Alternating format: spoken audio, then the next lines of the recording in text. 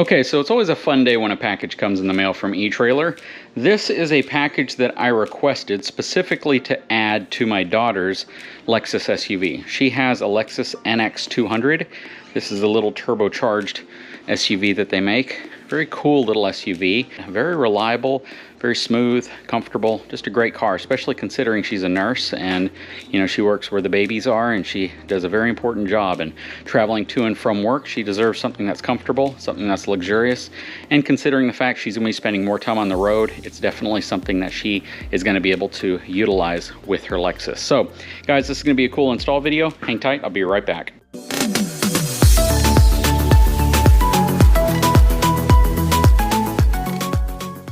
So here it is. This is the draw-tight 2-inch hitch receiver for the Lexus NX.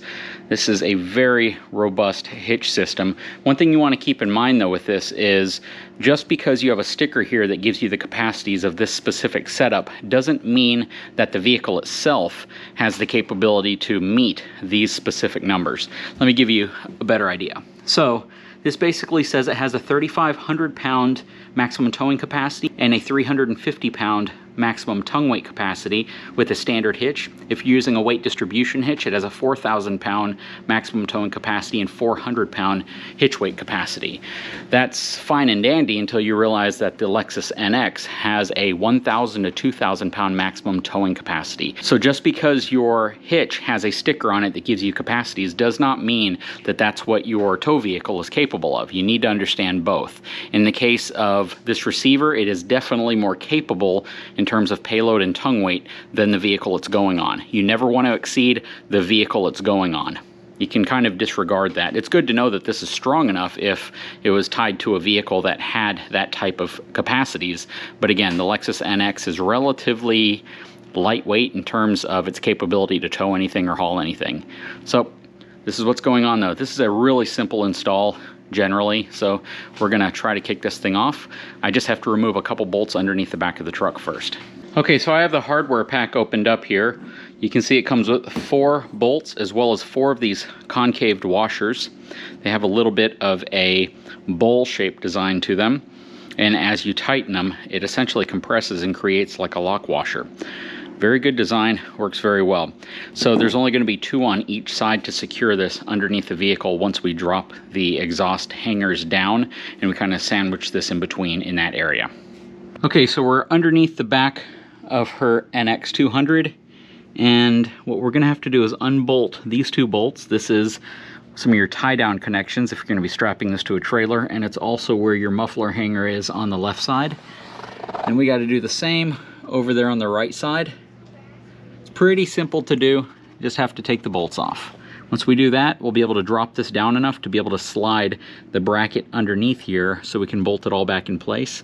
I'm going to put something underneath the center of the exhaust here just to kind of catch it and support it up a little bit while we're doing this. Again, this should be a pretty quick install, so let's get to removing some bolts.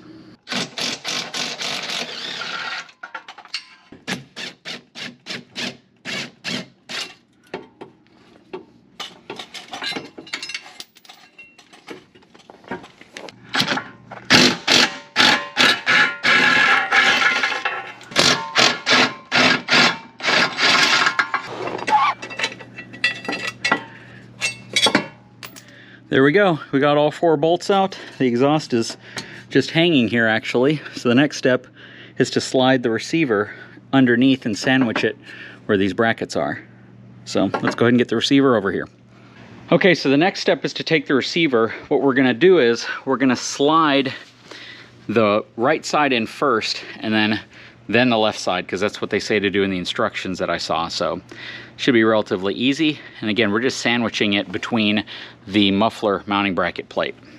Okay, so we just gotta kind of shimmy it under here, get 1 bolt in place to hold it.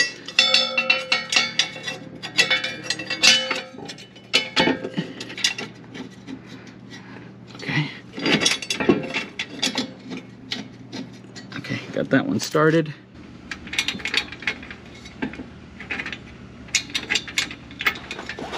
Okay, so what I've done is just snugged them down just so we can get the other side moving a little bit. Okay, so we got 1 bolt in, holding it in place right there. Just got to get this back one in right here.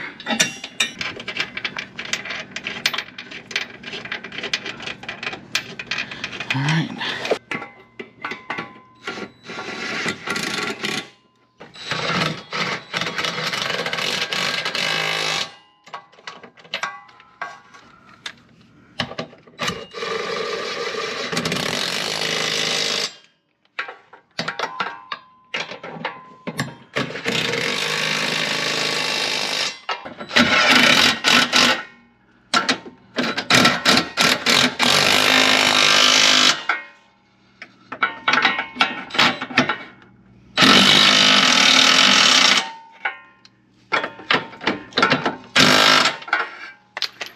There we go, all nice and tight.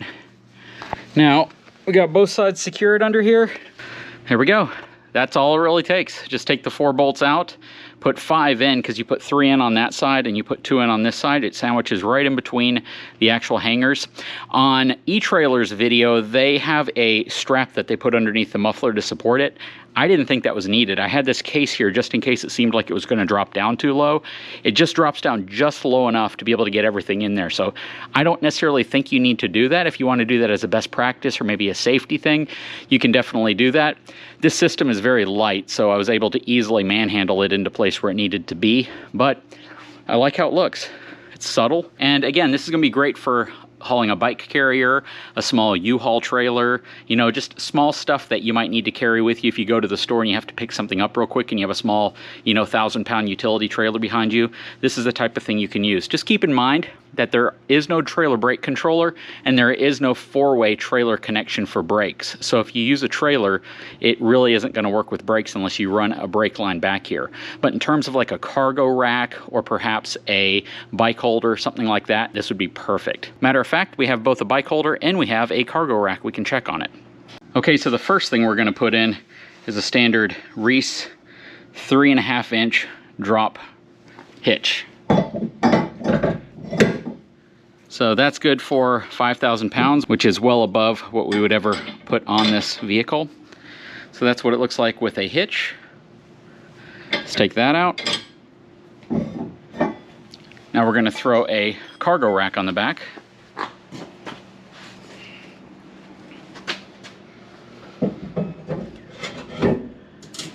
There we go. Let's see if I can pin it in place here. A little bit more. Yeah, it feels sturdy. Of course, this wiggles a little bit inside of the receiver, but you can put a little locking pin in there that has a spring on it to keep that from happening. But that works. Put all my weight on it. So there is a cargo rack. That'll come in really handy. And this specific rack has a little taper up right there, so if you're going to go over something that's steep, you don't have to worry about hitting the back. But okay, let's take that out. Let's throw a bike rack in.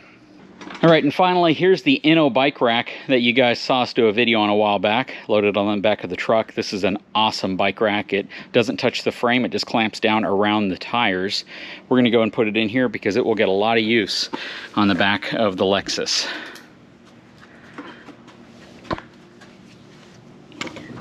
There we go. So once that goes in place, it's got a little stopper there that's actually set to my receiver. We're not going to adjust it quite yet, but I'm just going to show you how some of this works.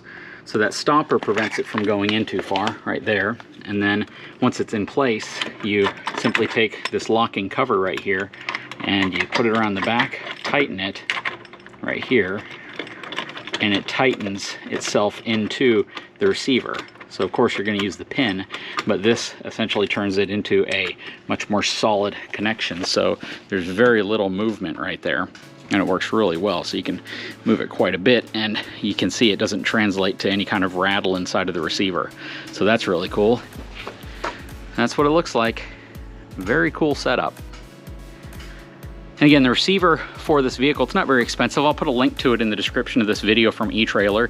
They provided it to me for review and evaluation on my daughter's Lexus NX200T, and it works out really well. This is really ideally what that receiver would be used for, plus that cargo rack that you saw, and a small utility trailer, like a U-Haul trailer, things like that. Again, you want to keep an eye on if you need trailer brakes or not. You want to keep an eye on if you need trailer lighting, and you also want to keep an eye on what your tongue weight and your towing capacity are on your specific vehicle. This specific vehicle, 1,000 pounds. That's it for towing, so you don't want to exceed that.